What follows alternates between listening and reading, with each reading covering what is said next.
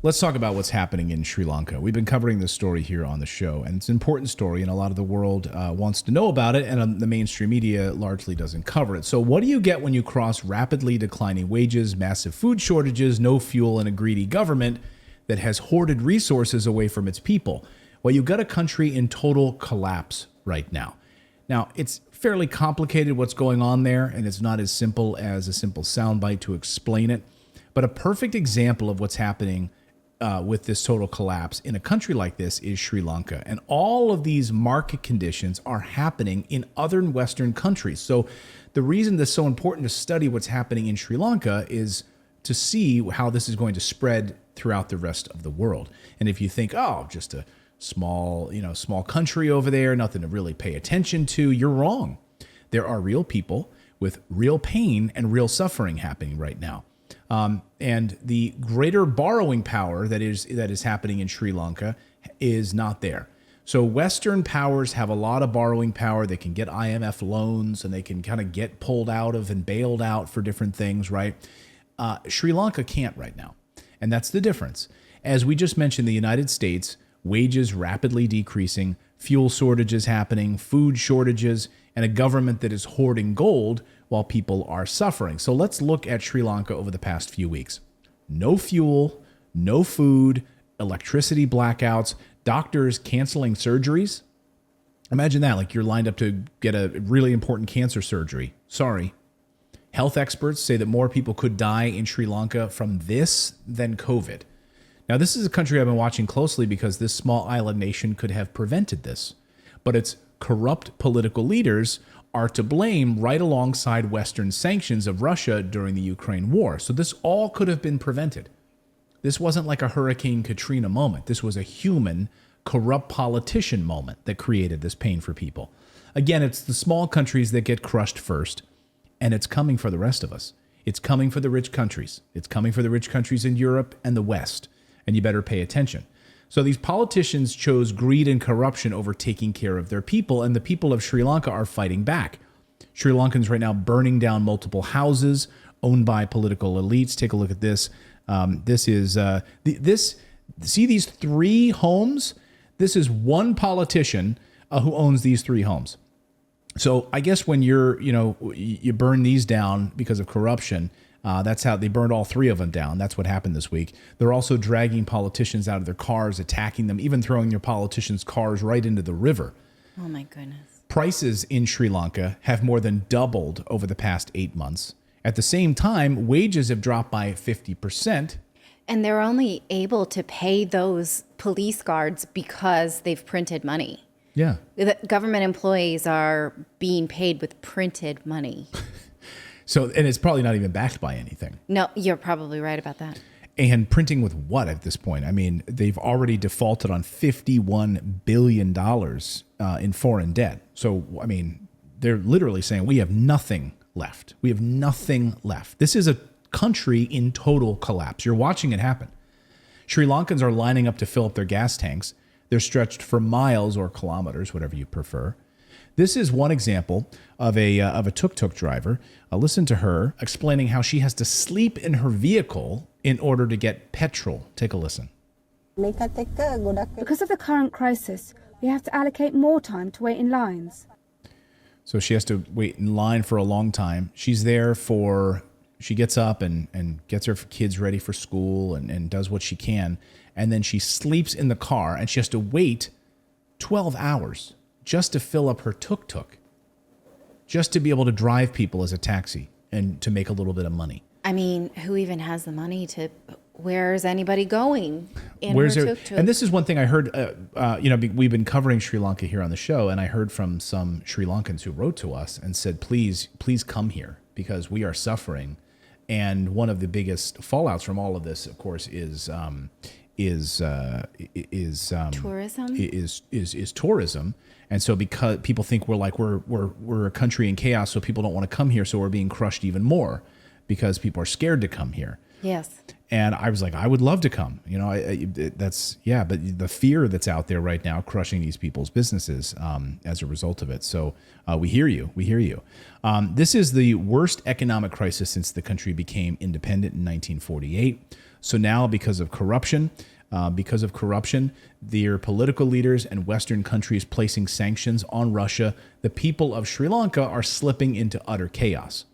As an example of this 90,000-ton oil shipment from Russia had to wait off the coast because Sri Lankans couldn't pay the bill. Cash-strapped Sri Lanka gets Russian oil to ease shortages. Their currency collapsed in March, shortly after the start of the war in Ukraine, so they couldn't pay for the oil. It's just sitting there off the coast. Now they're begging their rich Western countries in the IMF to loan them some money to kickstart their economy and turn on the oil refinery so it can actually start to process the Russian oil. But of course, they have massive debt, and they've defaulted on that debt, $51 billion. Also, they don't have a finance minister because literally no one wants the job.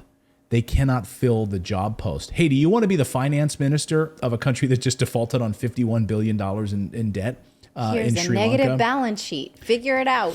Can we go through some resumes to see if there's anybody that would want to do that? No one wants the job. They can't negotiate with the International Monetary Fund without a finance minister. It's part of the doctrine. You can't do it. So the new prime minister, I'm going to say his name. I'm going to try to say it clearly. Wickramasinghe. Did I say that right for any of our Sri Lankans that are watching right now? The new prime minister, Wickramasinghe, was just appointed finance minister as well. So yes, the new prime minister literally has two jobs now. That would be like President Biden also being the secretary of the Treasury, like Janet Yellen's job, doing both of those things.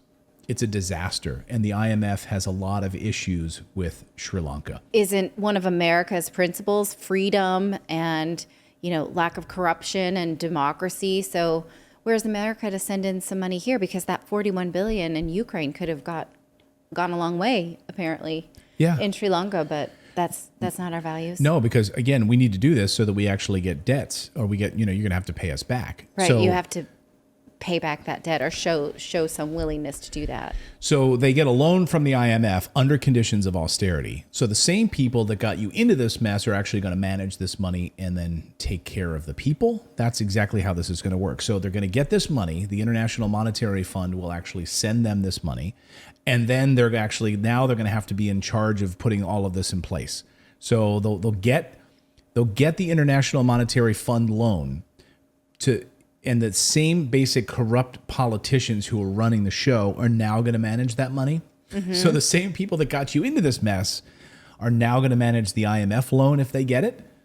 Great. Well, they'll do it with pitchforks out in front of their house, so maybe they'll be a bit more motivated to do it better. I guess. I mean, yeah. And I love that right now the young people are up in arms and taking to the streets. We told you last week how people are pulling politicians out of their cars and attacking them. So they're trying to get Russian oil directly, which is under an embargo by the EU. The government also effectively ended subsidies on fuel by raising prices to a record high on Tuesday. Diesel prices have increased 230% in Sri Lanka, and petrol has gone up 137% in the past 6 months. And yesterday, Sri Lanka's new prime minister asked the protesters who are getting desperate to instead stop protesting, and we want you to join the protest, whatever that means. So here they are, literally being fired upon with water cannons and water guns. Like, these are people being attacked with, and hey, we want you to join us. So we're going to keep shooting you with water. These are the same, like, you're going to join these guys? You're going to join these politicians who just fired on you with water cannons? They are protesting. So just stop protesting against us. Stop protesting and just join us. Join us. We're going to set up a youth advisory board. And we just want to hear from what you have to say. Here's what we have to say. You guys are all corrupt and you've destroyed our country. That's what we want to say to you. And then you layer on top of that Western sanctions against Russia and how destructive this has all been. Again, it starts with the small countries, and you take away their rights, you crush their economy, you take away their ability to get fuel. Inflation is absolutely running rampant. They can't get food. They're canceling surgeries. And this is what that's what Russian sanctions look like. This is terrifying. Also, this strange use of masks in like willy-nilly Right. Like you're really concerned right now at this point. Like you got bigger fish to fry. There's like two guys in a mask in a crowd right now. Well, it's fine if there's some people who feel like they need to wear masks because they're compromised, but people wearing masks like under their chins and then screaming, Right. what's going on there? Why do you need that on your chin? This is a terrifying example for the rest of us, right? That how your politicians make choices that will affect your lives. Yeah. Well, people of Sri Lanka, we're thinking about you. We're covering the story, and boy, we hope that Western countries get their heads out of their asses and they're able to step up and help, because this is a disaster, maybe 50% or even more, because of Western countries imposing sanctions and doing what they do best, which is stepping on the little guy. And that's what's happened here, unfortunately. Thank you so much for subscribing to our channel. We've been banned, we've been blocked, we've been censored. That's why we started our own website, to stay connected with you for free. That's right. So head on over to redacted.inc and make sure you're connected with us. You can sign up again at redacted.inc, not .com.